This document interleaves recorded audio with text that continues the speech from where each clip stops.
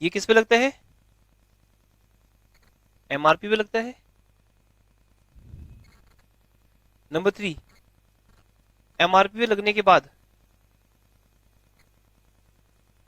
TD बोलते हैं इसको, ट्रेड डिस्काउंट, हमें गुड्स का क्या मिल जाता है?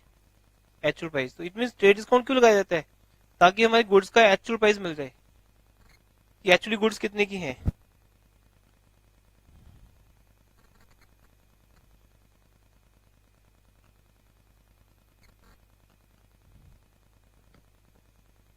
एक्चुअली गुड्स हमारी कितने की हैं।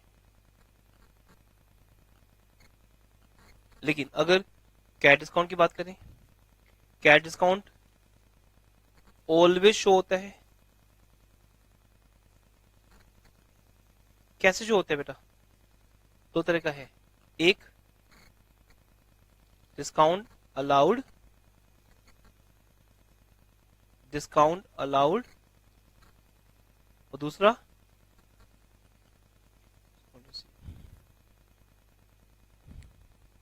Discount allowed always debit nature का है, ऑलवेज डेबिट, और रिसीव्ड ऑलवेज क्रेडिट नेचर का है। उसका रीजन, डेबिट में क्या आता है? एक्सपेंस, क्रेडिट में क्या आता है? इनकम।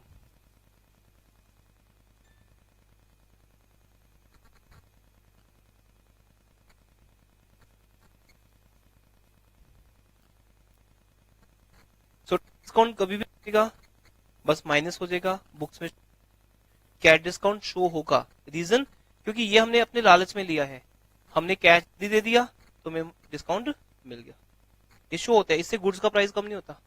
अब क्या गुड्स हमारी कम कम रेट की होगी? नहीं ना। गुड्स क्या हमारी 9000 से कम होगी? नो, गुड्स तो भी 9000 की है, सिर्फ 9000 के ऊपर एक्स्ट्रा डिस्काउंट मिल रहा है। तो cash discount is extra discount, जो कब मिलेगा? जब आप कैश पेमेंट करोगे। आई थिंक काफी कुछ बोल दिया, अब समझते हैं इसको कितना हमने किया है अभी तक, है ना। ट्रांजेक्शन लिखना स्टार्ट करो बेटा। अब ये आपको मैं आज होमवर्क दे रहा हूँ, कितना अच्छे से कर पाते हो, क्योंकि मुझे हमें आगे चलना चाहिए जब तक इतना क्लियर नहीं होता। अभी से स्टार्टिंग से लेकर अभी तक आज आपका 5th लेक्चर है, 5 लेक्चर्स में कितना हमने किया वो देखते हैं। ट्रांजेक्शन नंबर 1 लिखो। Mister Ram, mister Ram started, Mr. Ram started business with rupees 5 lakh. Mr. Ram started business with rupees 5 lakh. Number 2, second transaction लिखो। Purchased furniture, purchased furniture for rupees 30,000.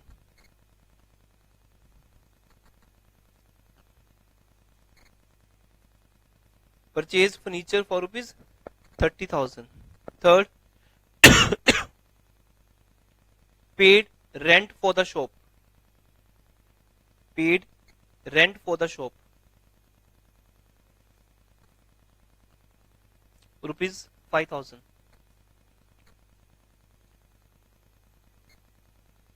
Paid salary for employees. Paid salary for employees, rupees 20,000.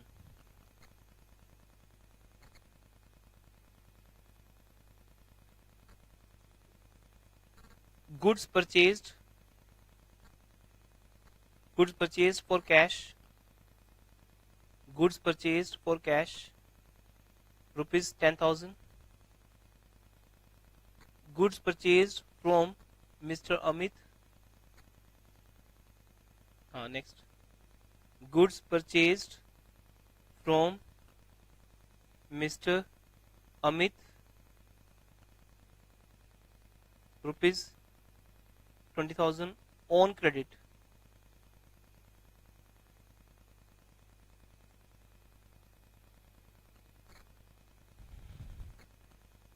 Goods return to Amit.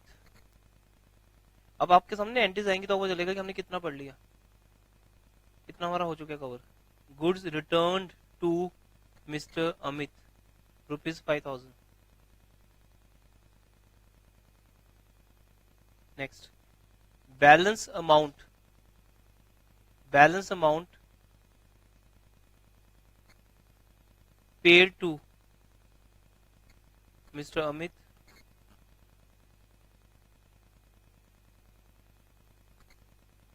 Next लिखो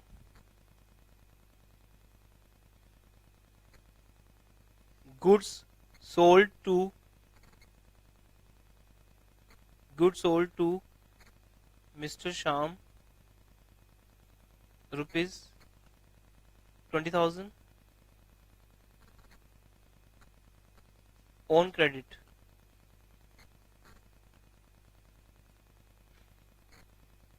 next, Shyam return 1/4 of the goods,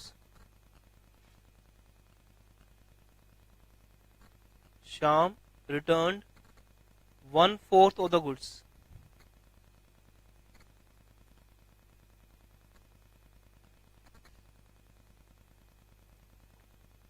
फिर next लिखो balance amount, balance amount received from Sham, balance amount received from Sham।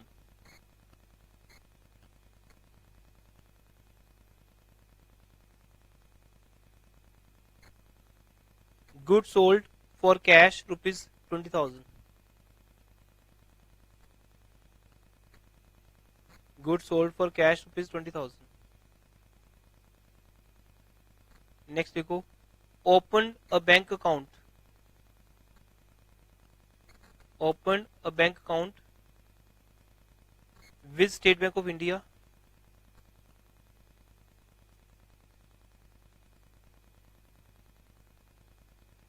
opened a current account with या opened a bank account with State Bank of India ₹40,000।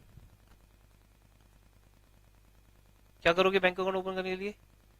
पैसा bank में deposit कराएंगे ना। Next लिखो cash withdrawn, cash withdrawn from bank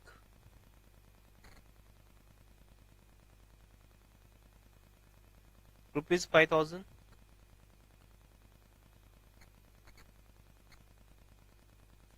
next, mister Ram bracket में owner, जो हमारे business के ओनर हैं, मिस्टर राम ब्रैकेट में owner withdrew goods 5,000, goods ₹5,000 and cash 10,000 from business for his personal use.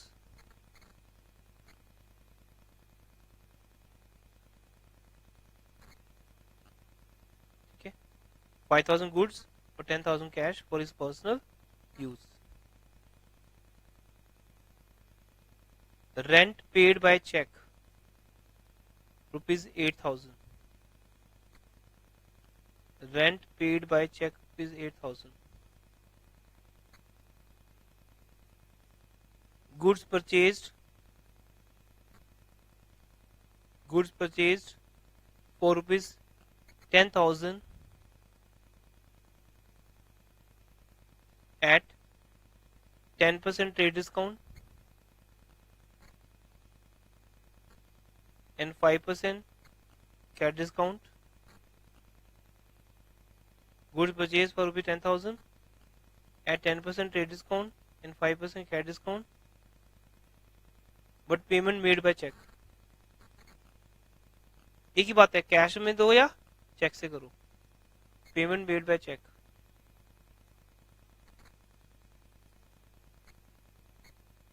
ऐसे लिखो गुड्स कॉस्टिंग ₹10,000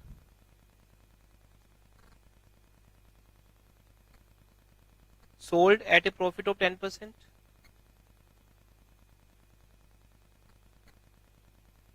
20% कर लो, sold at a profit of 20% at 10% trade discount,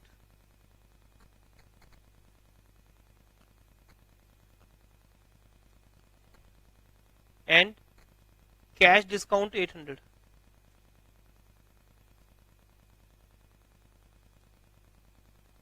Cash discount 800. Trade discount 10%, cash discount 800, but payment received by check.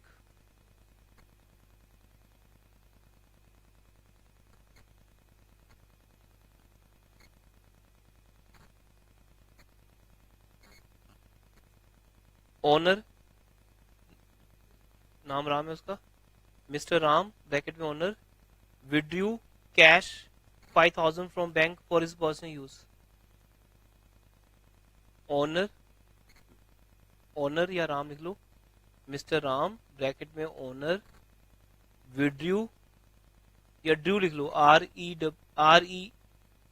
DREW, Drew, DREW, Ram Drew rupees 5000 from bank for his personal use.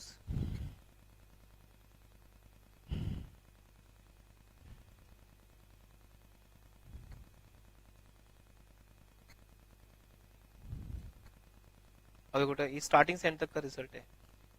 हमने 4 lectures में इतना कर लिया. अभी पहले दिख नहीं रहा था ना, अब दिखना स्टार्ट हो गया है.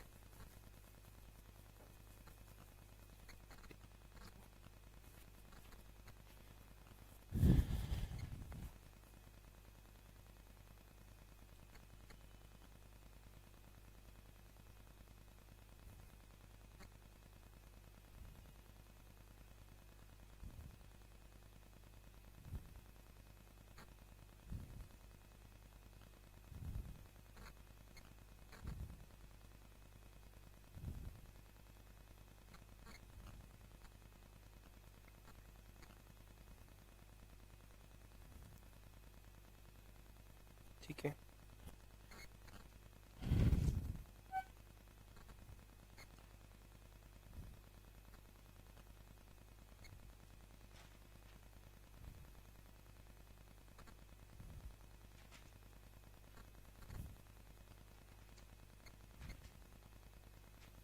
कवर हो गया बेटा, सारा टोटली कवर हो गया. एक और लिख लो. 19 हो गए ना पॉइंट्स, एक और लिखे. Purchase computer, computer purchased computer ₹425,000 by check.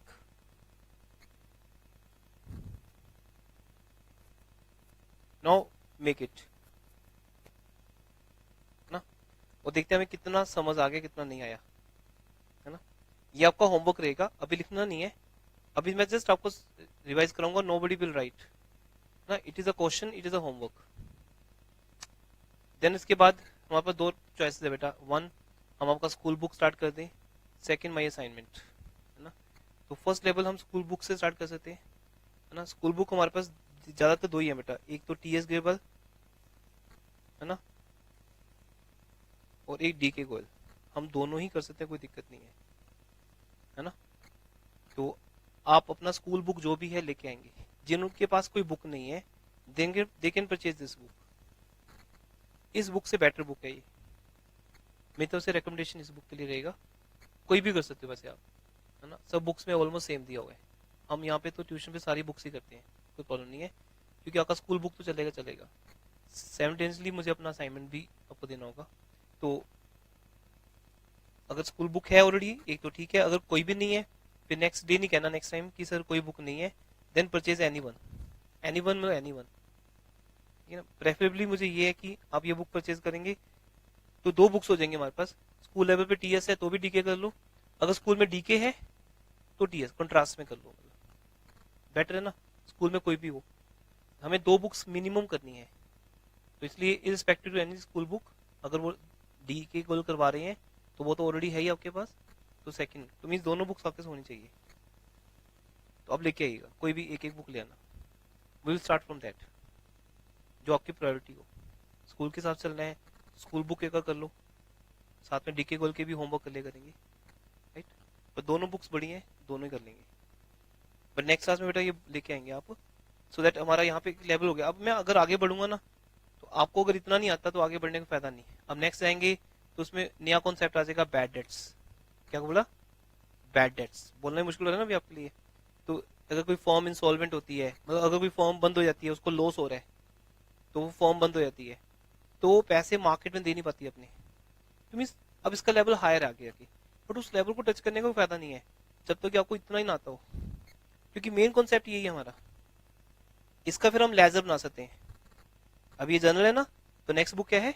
Laser, accounting question. सब में यही है। इसको समझने में एक बार टाइम लगेगा। हम भी तो 1 मंथ लगा रहे हैं, अभी तो 5th लेक्चर है। 1 मंथ अगर लगा रहे हैं तो इसका मतलब ये इंपॉर्टेंट होगा। लेकिन अगर ये समझ आ गया, then you are very excellent in the next 5-6 chapters. उन सब में यही है। एक बार आपको ये समझ आ गया ना कि जनरल एंट्री इंपॉर्टेंट नहीं है, ये समझना इंपॉर्टेंट है कि डेबिट किसको करना है और क्रेडिट किसको करना है। पर रैंडमली डिसीजन मत लेना कि कुछ भी बोल दिया। रीजंस है, डेबिट में 2 पॉइंट्स हैं, क्रेडिट में 3 पॉइंट्स हैं। पहचान बनाओ कि किसको डेबिट किसको क्रेडिट करेंगे। पहली एंट्री बताते हैं, फर्स्ट एंट्री। अब one person will read, other will make. Prashant आप रीड करो फर्स्ट पॉइंट। अब ये क्या कह रहे हैं? मिस्टर राम ने फर्स्ट एंट्री 5 लाख से बिजनेस स्टार्ट किया। आप रामो के बिजनेस हो, बिजनेस मैं यहां लिखूंगा बट आप नहीं लिखोगे, आप बिजनेस हो। तो बीइंग ए बिजनेस, हम यहां पे ये कह रहे हैं कि मेरे पास 10 लाख रुपया या 5 लाख रुपया आया। 5 लाख आपके पास आया, बट कहां से आया? Which source? सपोज बेटा आज आप घर पे 5 लाख ले जाओ, पेरेंट्स सबसे पहले क्या पूछेंगे? कहां से लाए हो? दे विल नॉट हैप्पी कि ओके ओके डोंट, बस पैसा आ रहा है। आप अगर 5 लाख ले जाओ ना, तो सरप्राइज हो जाएंगे, 5 लाख कहां से लाए हो तुम? अब बोलो छोड़ो ना उस बात को, है ना, उसमें क्या है, दैट इज नॉट इंपॉर्टेंट कि कहां से लाए हैं, जस्ट एंजॉय। बोलो कितने चाहिए किसी को, पेरेंट्स नहीं छोड़ेंगे आपको, पकड़ के बिठा लेंगे, पहले बता कहां से लेके आया है ना। They will ask the source. Source is important बेटा, ठीक है ना। 5 लाख रुपए तो कैसे, इतनी बड़ी जॉब तो नहीं मिल सकती तुम्हें, अभी तो +1 में हो, लेकिन चोरी करके लाए हो। वो डायरेक्टली इनडायरेक्टली पूछेंगे, इसका मीनिंग तुम चोरी करके लाए हो ये पैसा। What's a source? तो बिजनेस के पास भी अगर बेटा 5 लाख रुपीज आ रहा है, तो कोई तो सोर्स होगा उसका। Business has to explain. 3 source होते हैं मेरे पास, देखो एक फिंगर में 3 पार्ट्स हैं, एक इनकम, एक लायबिलिटी, एक कैपिटल। अगर पैसा बिजनेस का ओनर लगाता है, तो सोर्स का नाम क्या है? कैपिटल। बैटरी चाहिए इसकी, सो इसको कैपिटल बोलते हैं। तो इसलिए बिजनेस कहते हैं कैश आ रहा है, एंट्री बना। अच्छा, जब हम एंट्रीज बनाएंगे बेटा, we will make in the proforma of journal. हर एंट्री जर्नल प्रोफॉर्म बनेगी, तो हम प्रोफॉर्म बनाते हैं इसका।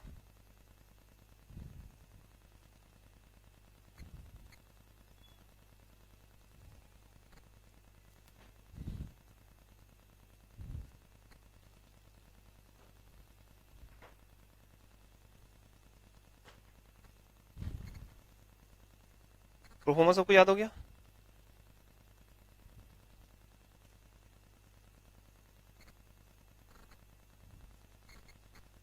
First column date, second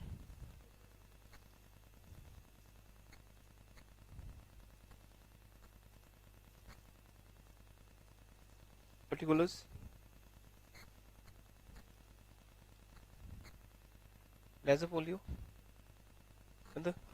button.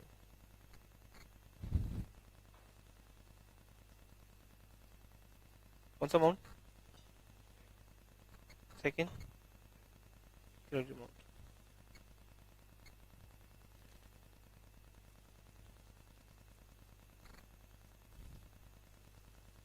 ठीक है, ये एक्स्ट्रा बन गया।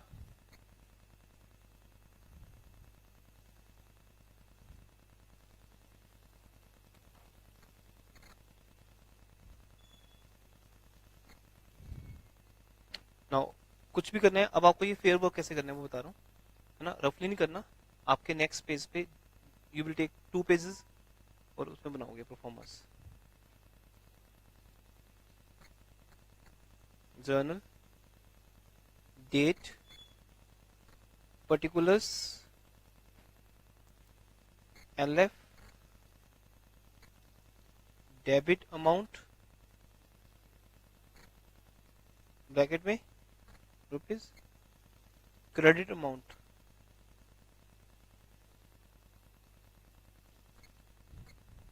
ठीक है। फर्स्ट, अब डेट मैंने बताई नहीं, चलो एक बार वैसे अज्यूम कर लेते हैं कि दैट डेट वाज 1 अप्रैल। वो नंबर 1 नहीं है, वो 1 अप्रैल है। आपका फर्स्ट एंट्री किस डेट को है? 1 अप्रैल। बस ऊपर लिख लो 2018 अप्रैल, तो वो डेट्स बन जाएंगे अपने आप ही। 1 2 3 ऑटोमेटिकली बिकम्स डेट्स 2018, इट्स अप्रैल 2018। तो पहला एंट्री किस डेट को बना? अप्रैल 1 को। तो एंट्री कैसा बना? बिजनेस कहता है मेरे पास कैश आ रहा है। हाँ, 2 यहां से स्टार्ट नहीं होगा, स्पेस के बाद होगा स्टार्ट, और टी कैपिटल रहेगा। टू राम्स कैपिटल या ओनली कैपिटल वर्ड लिख सकते हो, टू कैपिटल अकाउंट। कितना कैश आया? 5 lakh. In this you have to make, क्योंकि अभी लास्ट 2 क्लासेस से हम जस्ट नॉलेज गेन कर रहे हैं और ये हैबिट हमने छोड़ दिया था। फिर से पकड़ लीजिए, जब भी कोई फेयर वर्क करोगे हम स्टार्ट करेंगे। नेक्स्ट क्लास में आपको बता दिया, दोनों में से कोई भी एक बुक मिनिमम होनी चाहिए आपके पास, है ना। उसमें से आपको होमवर्क देंगे, मेरा कॉन्सेप्ट आगे जाएगा, साथ में होमवर्क स्टार्ट करेंगे आप। बीइंग, हाँ जी, क्या लिखेंगे? Being, being Ram started business, या being business started by Ram. वैसे ये पैसिव सेंस में होता है बीइंग, वैसे कोई इसका वो रोल नहीं है कोई। Being business started by Ram, कुछ भी ऐसा। लेकिन इस एंट्री को समझे ध्यान से,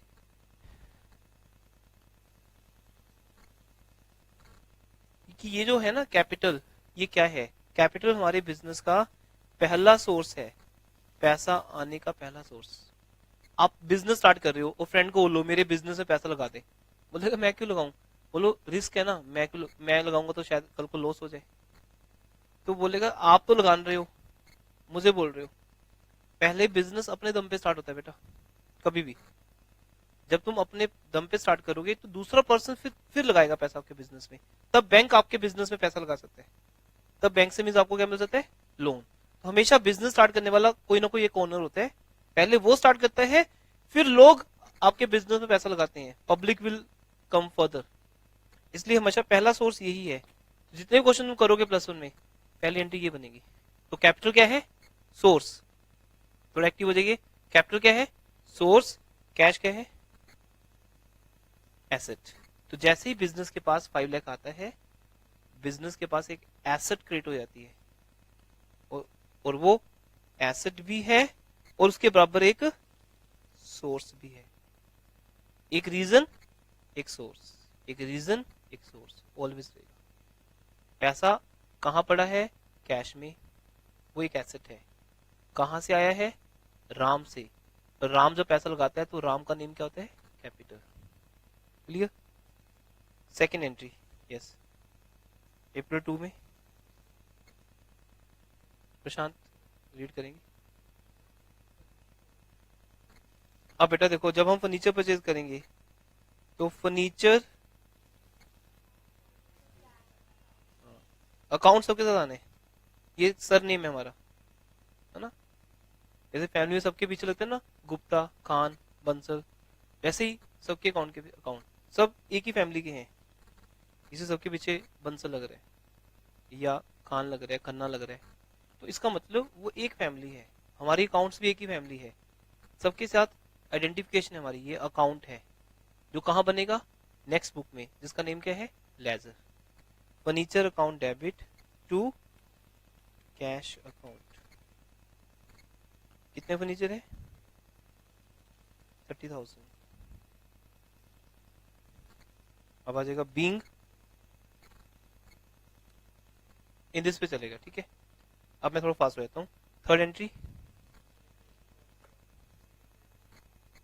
paid rent for the shop ₹5,000, rent account debit to cash, yes very good, cash account, rent expense है, कैश एसेट कम हो रही है।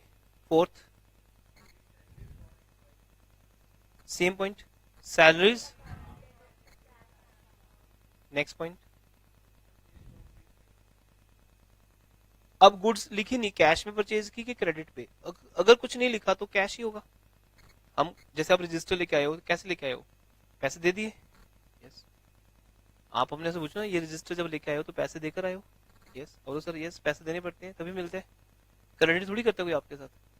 क्रेडिट मतलब बाद में, पैसे बाद में दे सकते हो आप, लेकिन अभी लिखा है गुड्स परचेज और कैश लिखा हुआ है। अगर नहीं लिखा होता तब भी गुड्स परचेज फॉर 10,000, कैसे नहीं लिखा तब भी कैश है, तो हम लिखेंगे purchases account debit to cash.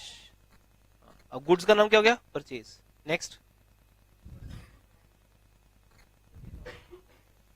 तब भी बेटा परचेज क्या रहेगी हमेशा, debit, purchases account debit to Amit account, है ना, अमित या Amit account, apostrophe S के साथ, ओनली अमित भी ठीक है, नेम के साथ अकाउंट वर्ड लगाने का नीड नहीं है, क्योंकि अब यहाँ पे हम अमित से गुड्स क्रेडिट पे परचेज कर रहे हैं। इट मींस वो पैसे अभी अमित को देने हैं, तो अमित हमारे लिए सेकंड सोर्स बन गया बेटा। बिजनेस का पहला सोर्स क्या था, कैपिटल। एक तो बिजनेस के ऊपर किसने ट्रस्ट किया सबसे पहले, उसके ओनर ने दूसरा ट्रस्ट अमित करता है। इसे दोनों पर्सन ही मेरे लिए बड़े वैल्यूएबल होते हैं, एक मेरे बिजनेस का ओनर, वो मेरे लिए इंपॉर्टेंट है, और एक मिस्टर अमित जो हमें गुड्स देते हैं, दे आर आल्सो सप्लायर, हम उनको भी क्रेडिट करते हैं टू अमित। कितना अमाउंट, 20,000। अब इसमें से हमने कुछ गुड्स निकाल के अमित को वापस कर दी, यहां अमित हमारे ऊपर क्या बन गए थे बेटा, लायबिलिटी। अब अमित को डेबिट कर दो, अमित को डेबिट कर देते। रीजन, क्योंकि अमित को गुड्स वापस आ रही हैं, जितनी गुड्स वापस कर दोगे उतने से अमित हमारी बुक्स में से कैंसिल हो जाएगा। जब किसी को कैंसिल करना हो तो रेसिप्रोकल, क्रेडिट का डेबिट, अमित डेबिट। लेकिन अब जो गुड्स वापस जाएंगी, यस परचेजेस बढ़ाएगा, वैसे एस जरूर लगानी है ये, टू परचेजेस रिटर्न अकाउंट। कितने गुड्स, 5,000। फिर अब फाइनल पेमेंट करते हो अमित को। बेटा देखो आपने अमित से गुड्स खरीदी, रटना मत, रटाना होता ना बस। बेटा मेरे पास ऐसे ऐसी टेक्निक है कि 2 दिन में आपको पूरा चैप्टर खत्म करवा दूं, अगर मैं उस टेक्निक पे चलूं, अगर मैं मेमोरी कॉन्सेप्ट से चलूं, सब कुछ याद हो जाएगा बस आपको, सब आप कर भी लोगे, समझ कुछ नहीं आया होगा, जल्दी भूल जाओगे। हम थोड़ा टाइम लगा रहे हैं, इसलिए लगा रहे हैं कि आपको ये कॉन्सेप्ट समझने हैं। क्रैमिंग क्या है, क्रैमिंग तो है कि हाँ जी पहले क्रैमिंग, पहले लिखो फिर माइनस करो फिर बैलेंस, पर अभी आप समझ, बहुत इजी है। अगर आपने परचेज किया अमित से 20,000 की, पैसे दिए उसको, नहीं दिए, नहीं दिए ना, तो इट मीन 20,000 रुपीज में से 5,000 रुपीज को गुड्स वापस कर दी। जनरली इस बात को लेके देखो कि जब आप किसी से गुड्स खरीदते हो 20,000 की और उसे 5,000 की गुड्स वापस कर देते हो, तो फाइनली आप उसको पेमेंट कितनी करोगे, 15,000। 15,000 तो मैंने लिखा कि बैलेंस पेड टू अमित, ये 3 एंट्रीज का सेट है, इसलिए तीनों एंट्रीज आती रहती हैं।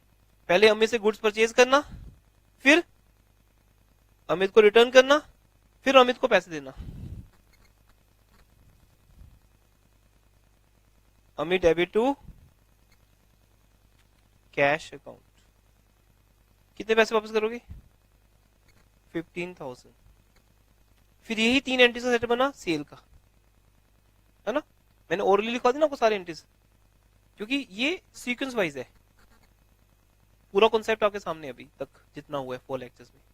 फिर हमने सेल किया, कितने में सेल किया, किसको किया, मिस्टर शाम को। क्या पैसे दे दिए शाम ने, नहीं, क्रेडिट पे है, इसका शाम से पैसा लेना है, शाम डेबिट, शाम डेबिट टू सेल्स काउंट, कितना 20,000। शाम ने 1/4 गुड्स वापस कर दी। अब जब हमने शाम को डेबिट किया, शाम डेबिट टू, शाम ने 1/4 वापस की, तो शाम जो पहले डेबिट हुआ है वो क्या हो जाएगा, क्रेडिट टू शाम 1/4, 20,000 का 1/4, कितनी गुड्स, 5। इस सेल का नाम भी कैंसिल हो, सेल का नेम अब क्या बन जाएगा, सेल्स रिटर्न अकाउंट। ये तभी सब कुछ पहले आपको लिखवाया बेटा। अब आप देखो, अब आपको घर जाके अगर याद नहीं है तो फिर कॉपी में जाओ ना, वहां देखो सेल्स रिटर्न का कॉन्सेप्ट क्या लिखा था, वहां बहुत स्लो।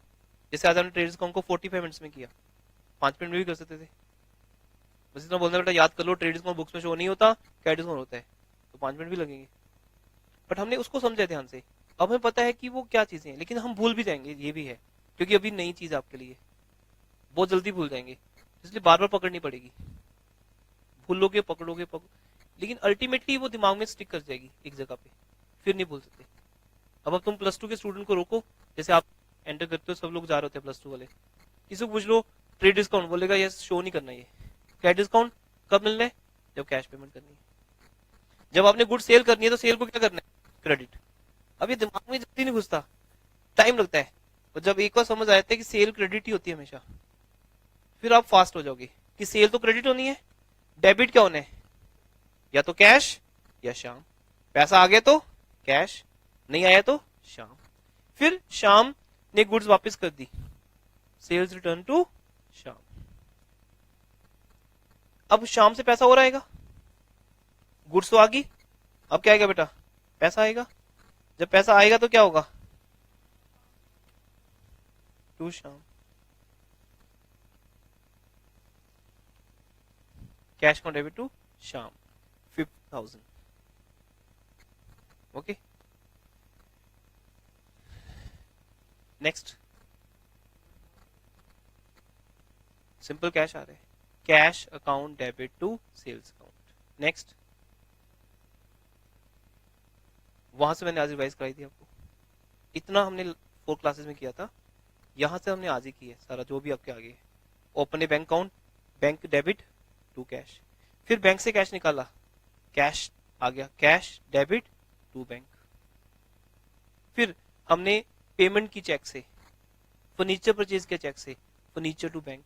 रेंट पे गया चेक से, रेंट डेबिट टू।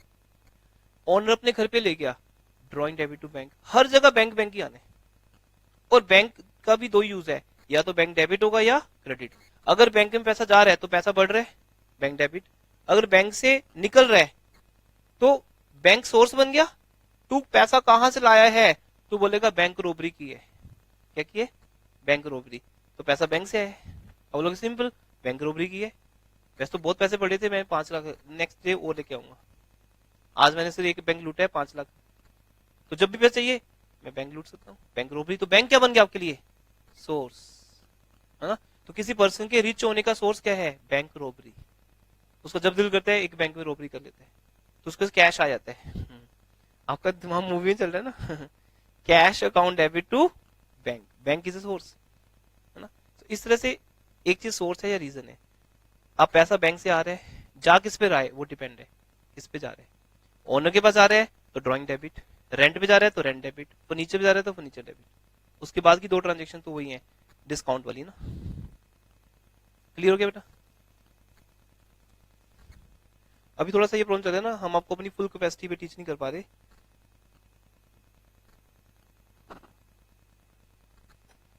नॉर्मली आपका बैच होता है सेकंड बैच, 215 +2 का बैच, वो रेगुलर बैच है हमारा 215 315। +2 में एक रेगुलर बैच होता है, 2 ऑल्टरनेट होते हैं, कोई भी सिलेक्ट कर सकते हो। +1 में ऑल्टरनेट ही रहता है। नॉर्मली आपका बैच सेकंड होगा मई से। अभी आपका बैच पता कौन सा है, 6th बैच है। I am teaching from 9 o'clock 10 o'clock morning, 9 बजे से क्लासेस शुरू होती हैं। यहाँ के तो कैपेसिटी खत्म हो जाती है। ये बड़ा these are very hectic days, April month जो होता है, बिकॉज ये अप्रैल मंथ एक जंक्शन बन गया जहाँ पे तुम लोग अभी आए हो। +2 1 मंथ पहले आई थी, वो ट्रेन भी अभी चल रही है यहीं पे, आप लोग अभी नए आए हो। और जो हमारी पुरानी ट्रेन है बीकॉम वाली, उनका फाइनल है, उनका फाइनल वीक होता है ये ना, अप्रैल मंथ जो भी होते हैं, बिकॉज उनके एग्जाम्स हैं। तो यहाँ हम अपनी कैपेसिटी से बाहर जाके पढ़ाते हैं। अकॉर्डिंग टू रूल तो आपका बैच स्टार्ट होना चाहिए मई में, because we will free up to 30 April. 30 अप्रैल तक हम फ्री हो जाएंगे, ये मैक्सिमम 2nd या 3rd मई तक, बिकॉज बीकॉम क्लासेस ओवर हो जाती है। जब बीकॉम क्लासेस ओवर हो जाती हैं देन फिर वी आर रिलैक्स्ड। अभी क्या फिलहाल, अच्छा बैचेस उतनी हैं, अभी उनको रेगुलर करना पड़ता है हमें इन दिनों में ना, क्योंकि उनका लास्ट 10 डेज रह जाते हैं। नॉर्मली वो ऑल्टरनेट होते हैं, अभी रेगुलर करने के कारण एक दिन में मैं, अगर 2 दिन में मैं 10 बैचेस ले रहा हूँ, अब एक दिन में 10 बैचेस ले रहे हैं, सब बैच रेगुलर हो गए, तो कैपेसिटी अभी इतनी नहीं है ना, दैट्स वाई। अदरवाइज तो बहुत मजा करते हैं पढ़ते हुए, तो उसको अभी तो कैपेसिटी ही नहीं है बोलने की, तो थोड़ा आउट ऑफ बोल रहे हैं, लेकिन एटलीस्ट जितना हमने किया है, आज मैंने एक जस्ट लाइक ए टेस्ट ले लिया आपका, ये आपको आता होगा तो हम आगे चलेंगे, है ना। इट्स मैटर 1 वीक, 1 वीक के बाद हम then we will be fresh बिल्कुल, है ना। बट फिर भी अगर कुछ नहीं समझ आया या कुछ भी आपको लगता है, आप रिवाइज करो, पर साइलेंट नहीं रहना है, कुछ समझ आ रहा है नहीं आ रहा, जस्ट क्रिएट योर डाउट्स। उसका मेरे से कोई लिंक नहीं, हम लोगों को तो हैबिट होते हैं, हम 15-15 घंटे पढ़ा लेते हैं एक साथ, कोई दिक्कत नहीं है ना। कुछ डेज हेक्टिक होते हैं, बाकी डेज तो रूटीन होता है हमारा। बट आप, you are very new for the accounts, आप ये देखिए कि ना स्टार्टिंग से एंड तक कितना समझ आया आपको। तो ये एक जो 20 ट्रांजेक्शन है वो स्टार्टिंग टू एंड पूरा एक रिजल्ट है हमारा, कैपिटल से लेकर लास्ट तक। आज लास्ट टॉपिक क्या था, हाँ, trade discount and cash discount. तो डेली हम 1 या 2 नए कंसेप्ट ऐड कर दिया करेंगे, ताकि ज्यादा हेक्टिक ना हो आपके लिए, और बाकी ओल्ड कंसेप्ट चलेंगे। अगर आप बुक्स में आज भी घर जाओगे तो आपको स्टार्टिंग में यही कॉन्सेप्ट मिलेंगे, और वो आपको मैक्स में कहां तक लेके आएंगे, trade discount and cash discount, right. ठीक है, बाकी बेटा इकोनॉमिक्स की जो क्लास है वो नेक्स्ट वीक ही स्टार्ट हो पाएगी, क्योंकि अभी ना बहुत एक्टिव क्लासेस का भी शेड्यूल, तो जो भी टाइम टेबल आपका बनाया गया है वो नेक्स्ट वीक से, मतलब मंडे से हम स्टार्ट कर देंगे, मंडे ट्यूसडे से। आपका इकोनॉमिक्स का बैच हमने अकाउंट्स के बाद रखा है इस टाइम, इस क्लास के बाद, पहले अकाउंट्स फिर इकोनॉमिक्स, नेक्स्ट वीक से, ठीक है। स्कूल में सिलेबस कितना का हो गया, जिनका हो गया वो किस 9th में क्या, अच्छा वो सेंटर मीन में